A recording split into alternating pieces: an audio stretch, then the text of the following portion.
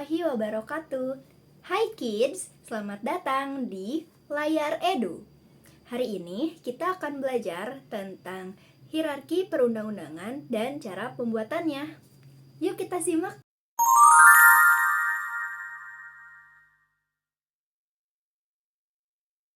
Hierarki peraturan perundang-undangan.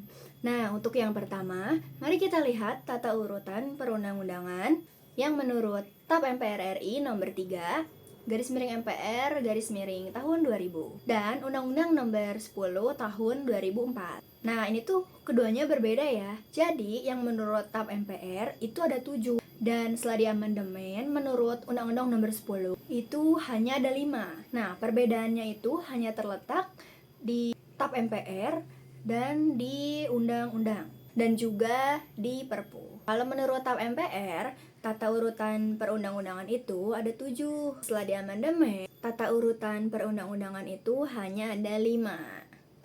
Jadi, TAP MPR-nya dihilangkan, kemudian undang-undang dan Perpunya itu disatukan. Jadi, sekarang ini kita pakai tata urutan yang mana nih? Tentunya yang sudah diamandemen ya, yang ada 5. Selanjutnya kita masuk ke proses umum pembuatan peraturan perundang-undangan. Umumnya yang pertama ada proses perencanaan, penyusunan, disusun juga harus dibahas atau pembahasan dan pengesahan, dan yang terakhir adalah penetapan. Kita masuk ke produk yang pertama, yaitu pembuatan Undang-Undang Dasar 1945. Jadi, Undang-Undang Dasar tahun 1945 itu dibuat dalam rapat BPUPKI tanggal 10 sampai 17 Juli 1945 dan disahkan pada tanggal 18 Agustus 1945. Undang-Undang Dasar telah diamandemen sebanyak 4 kali dalam sidang MPR pada tahun 1999, tahun 2000, tahun 2001, dan tahun 2002. Selanjutnya kita masuk ke pembuatan undang-undang atau Perpu. Nah, undang-undang ini dibuat oleh lembaga eksekutif bersama dengan lembaga legislatif. Lembaga eksekutif presiden dan lembaga legislatifnya itu DPR. Proses pembuatan undang-undang bisa kita lihat pada Undang-Undang nomor 10 tahun 2004. Nah, ini dia proses pembuatannya ya. Jadi bisa kita lihat rancangan undang-undang dari Presiden, DPR RI, dan DPD. Kemudian bicarakan di DPR RI, kemudian disetujui oleh DPR RI, dan ditandatangani oleh Presiden, dan jadilah undang-undang. Nah, kita masuk ke pembuatan Perpu. Perpu merupakan bentuk peraturan perundang-undangan yang dibuat oleh Presiden tanpa perlu ada persetujuan dari DPR karena kepentingannya yang memaksa. Apabila keadaan sudah kembali normal, maka Perpu dapat diajukan menjadi undang-undang. Tapi kalau ini ditolak, maka Perpu harus dicabut. Nah, proses menjadikan Perpu sebagai undang-undang sama dengan proses mengajukan rancangan undang-undang kepada DPR. Artinya, Perpu itu diajukan dalam bentuk undang-undang. Kita lihat pembuatan peraturan pemerintah.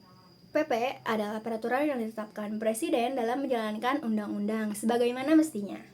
Ini dia proses pembuatan peraturan pemerintah.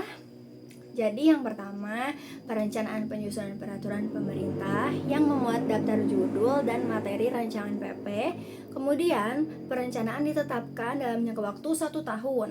Nah, setelah itu, PP yang sudah ditetapkan dikoordinasikan dengan menteri terkait dan ditetapkan sebagai PP dengan keputusan Presiden atau Kepres. Nah, selanjutnya kita masuk ke produk undang-undang yang terakhir, yaitu Perda. Kita lihat proses pembuatan Perda Provinsi. Nah, yang pertama, proses penyiapan Rakerda di lingkungan DPRD dan pemerintah daerah. Ada proses pengajuan Raperda dan dibahas dalam rapat paripurna DPRD. Proses pengesahan dan penetapan Raperda menjadi Perda dan diundang-undangkan menjadi oleh sekretaris daerah. Kemudian kita lihat proses pembuatan Perda kabupaten atau kota. Perda kabupaten atau kota dibuat oleh pemerintah daerah, kabupaten atau kota bersama DPRD. Proses yang ditempuh itu juga nggak beda jauh lah sama proses pembuatan Perda provinsi. Cuman ini itu dibicarakan di tingkat kabupaten atau kota aja. Nah teman-teman, itulah pembelajaran kita hari ini. Oke teman-teman, itu saja pembahasan dari saya. Baik teman-teman, sampai jumpa di Layar Edu selanjutnya.